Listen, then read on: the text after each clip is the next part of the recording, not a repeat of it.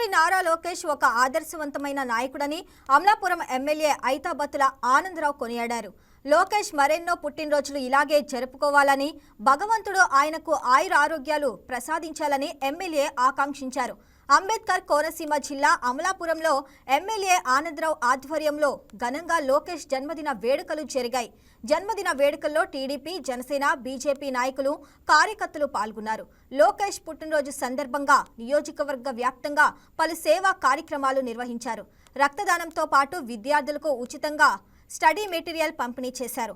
Amalapuram rural Bandaru లంకలో పేదలకు వస్త్రదానం, ఏరియా ఆసుపత్రిలో రోగులకు పండ్లు, పాలు, బ్రెడ్ పంపిణీ చేశారు.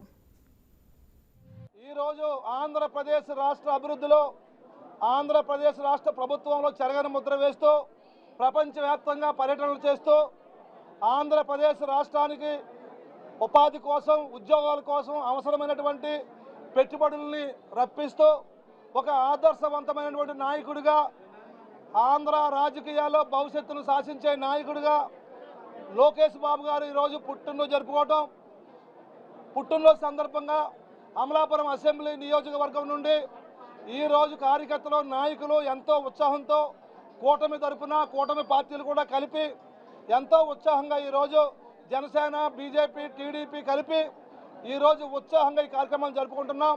ఒక పండగ వాతావరణంలో లోకేష్ బాబు గారి పుట్టిన సందర్భంగా ఇప్పుడు బ్లడ్ బ్యాంక్ని, రక్తదాన శిబిరాన్ని ఏర్పాటు చేసి సుమారు 50 నుంచి 100 మంది వరకు రక్తదానం చేయబోతున్నారు.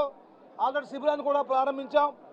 అలానే మరి ఈ నియోజకవర్గంలో ఉన్నటువంటి విద్యాశాఖ మంత్రి తరఫున ఒక బర్త్డే గిఫ్ట్గా చిరుకూరు సాయిరామ్ గారి యొక్క సహాయంతో ఈరోజు సుమారు 2000 మంది 10వ తరగతి విద్యార్థులకి ఈ యొక్క స్టడీ మెటీరియల్ని కూడా ఈవేళ అన్ని స్కూల్కి అందివ్వబోతున్నాం.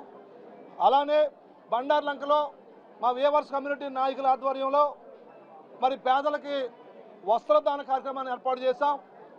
అలాగే అమలాపురం ఏరియా ఆసుపత్రిలో మరి పేదలకి, రోగులకి పళ్ళు, పాలు, బ్రెడ్ పంపిణీ చేస్తున్నాం. ఇది కాకుండా మరి ముఖ్యమంత్రి చంద్రబాబు నాయుడు గారు రాష్ట్ర ఆర్థిక పరిస్థితి బాగోనప్పటికీ ఎవరైతే రకరకాల వైద్యాన్ని చేయించుకుని సీఎం రిలీఫ్కి ఎమ్మెల్యేల ద్వారాగా ముఖ్యమంత్రి గారికి పెడుతున్నారో ఈరోజు సుమారు 168. Please subscribe to YK TV Network. Please subscribe to YK TV. Please watch YK News. Don't forget to subscribe YK News channel.